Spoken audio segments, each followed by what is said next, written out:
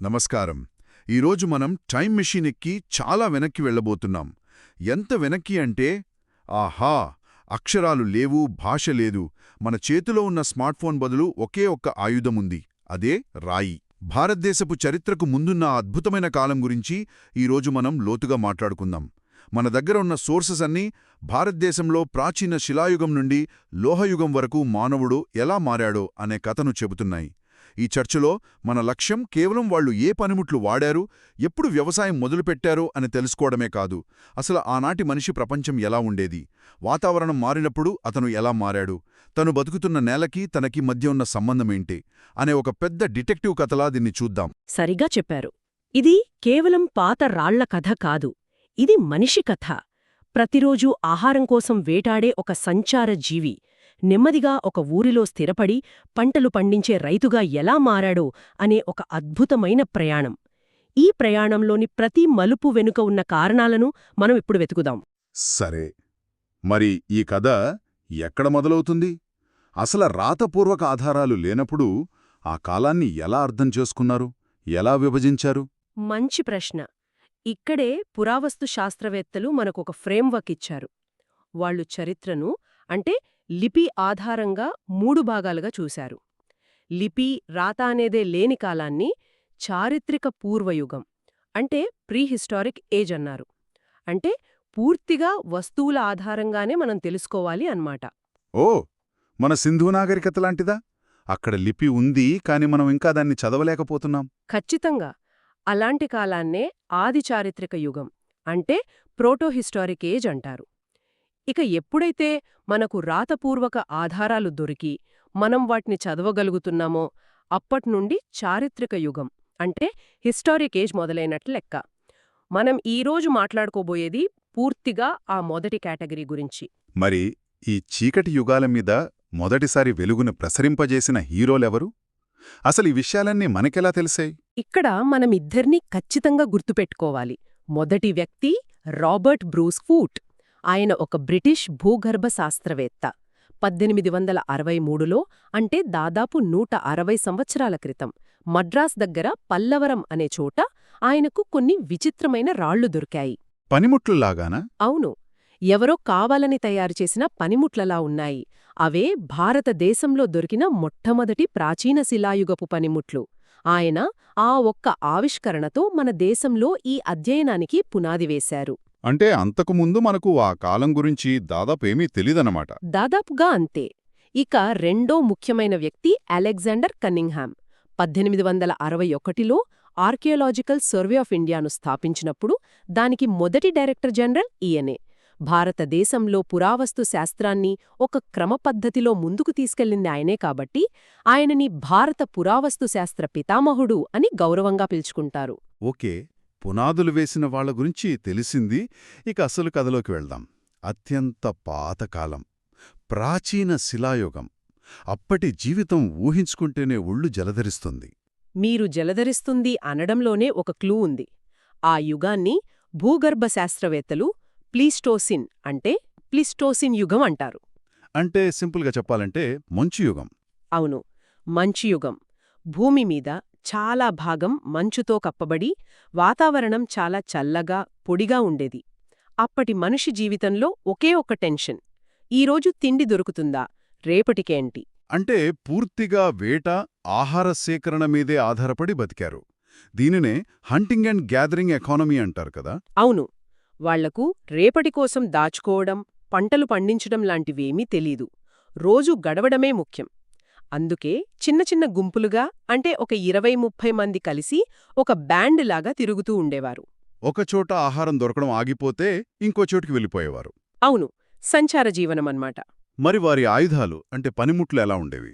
దేంతో తయారు చేసేవారు? వారికున్న ఒకే ఒక టెక్నాలజీ రాయి. అందులోనూ క్వార్ట్జైట్ అనే ఒక రకమైన గట్టి రాయినే ఎక్కువగా వాడారు. క్వార్ట్జైటా? అంటే మామూలు రాళ్లకంటే దీనికేమైనా ప్రత్యేకత ఉందా? ఎందుకదే వాడారు? మంచి ప్రశ్న.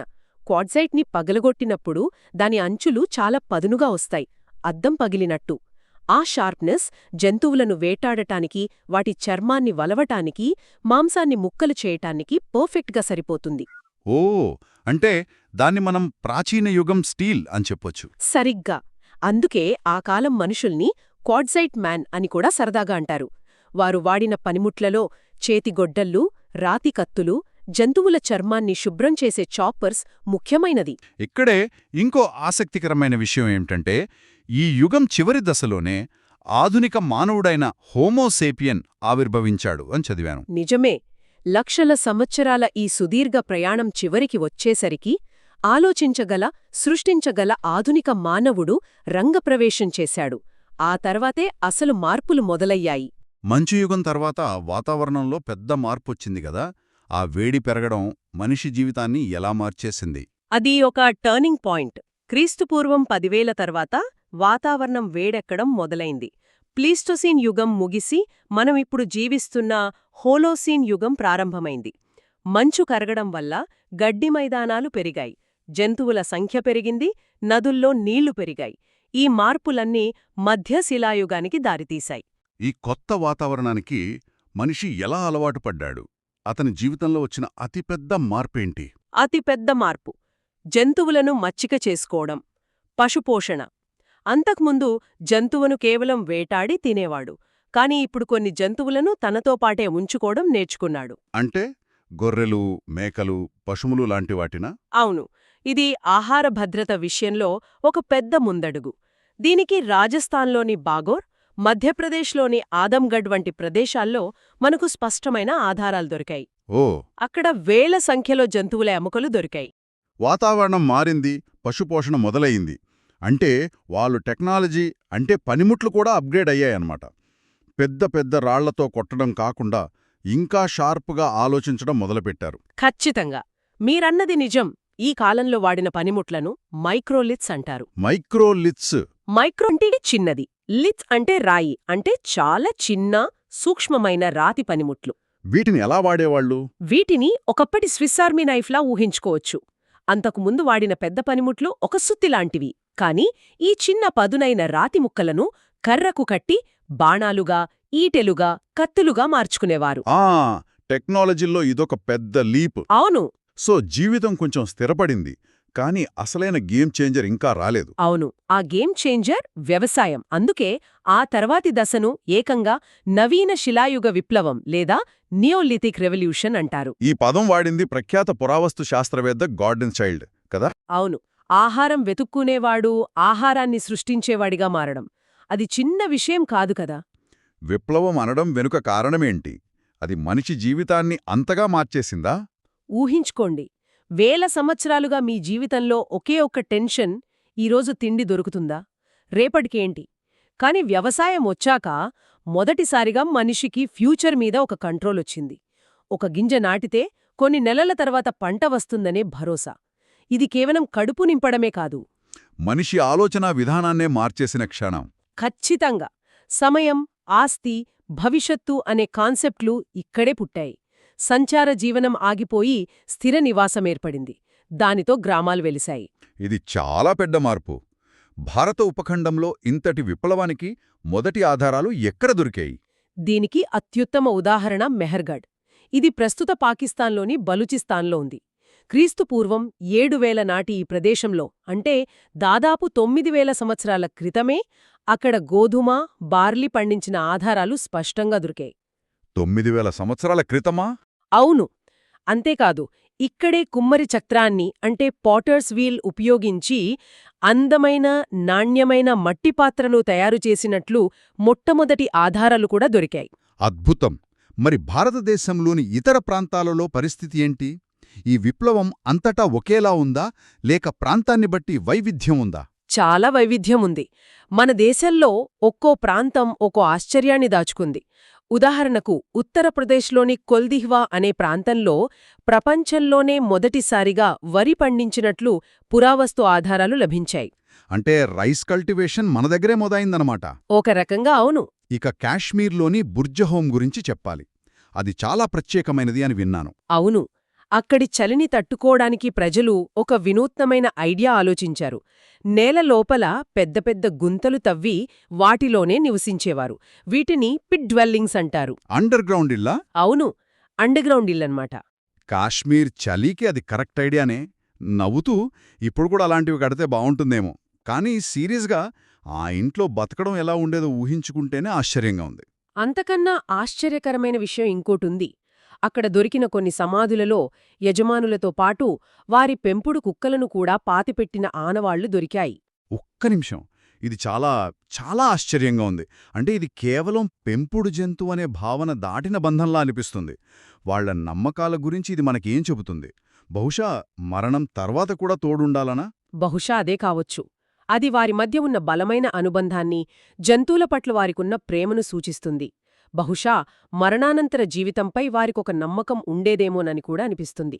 ఇది వారి భౌతిక జీవితం గురించి కాదు, వారి మానసిక, భావోద్వేగ ప్రపంచం గురించి మనకు దొరికిన ఒక చిన్న కిటికీ. సరే, రాతి యుగం తర్వాత మానవుడి ప్రయాణం లోహం వైపు సాగింది. ఈ మార్పు ఎలా జరిగింది? మానవుడు ఉపయోగించిన మొట్టమొదటి లోహం రాగి. అయితే రాగి దొరకగానే రాతి పనిముట్లను పక్కన పడేయలేదు. రాతితో పాటు రాగిని కూడా వాడారు. ఈ సంధికాలాన్ని తామ్రశిలాయుగం లేదా చాల్కోలిథిక్ యుగం అంటారు.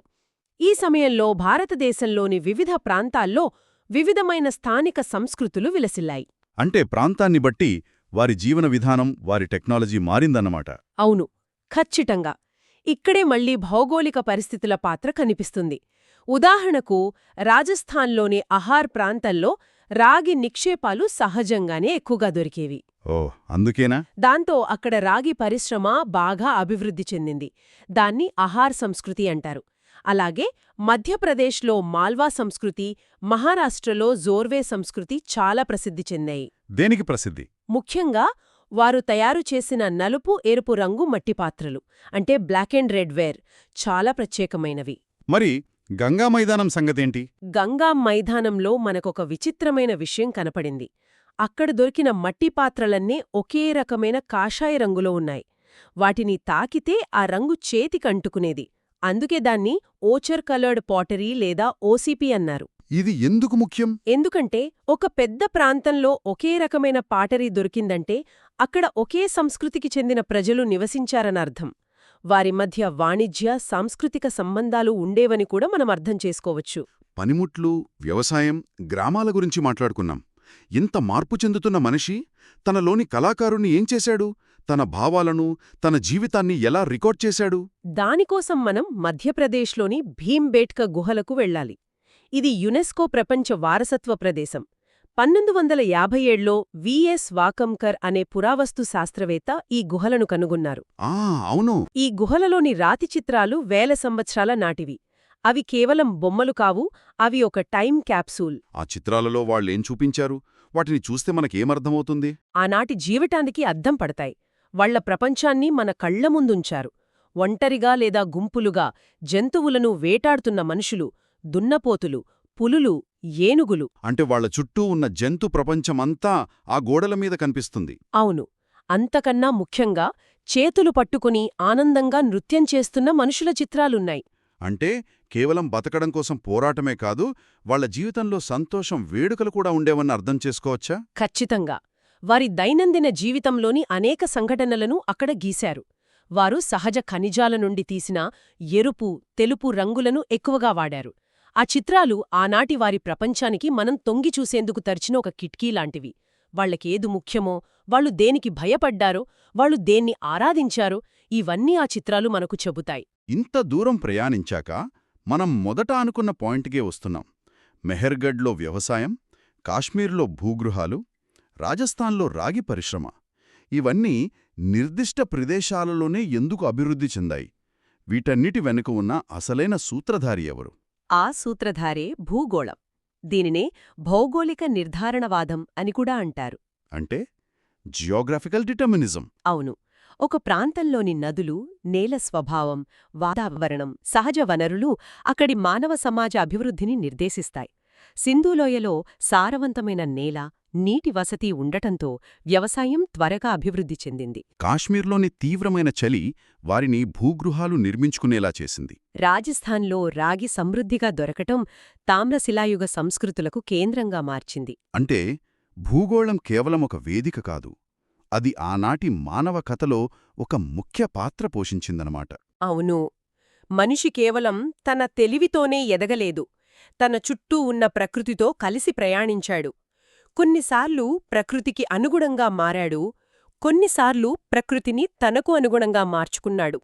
ఈ రెండింటి మధ్య జరిగిన సంభాషణే మనం ఇప్పటిదాకా చర్చించుకున్న చరిత్ర.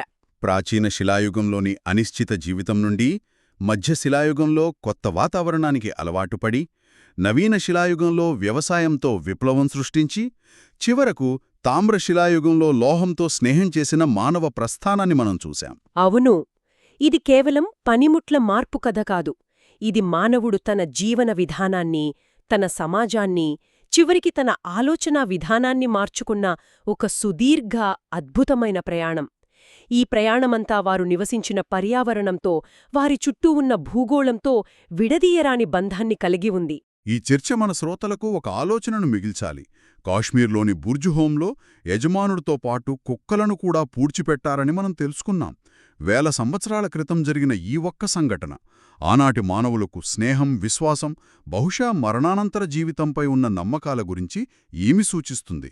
వారి అంతర్గత ప్రపంచానికి సంబంధించిన ఇలాంటి మరిన్ని ఆధారాలు పురావస్తు రికార్డుల్లో దాగి ఉండి మనం అర్థం చేసుకోవడం కోసం వేచి ఉన్నాయో కదా.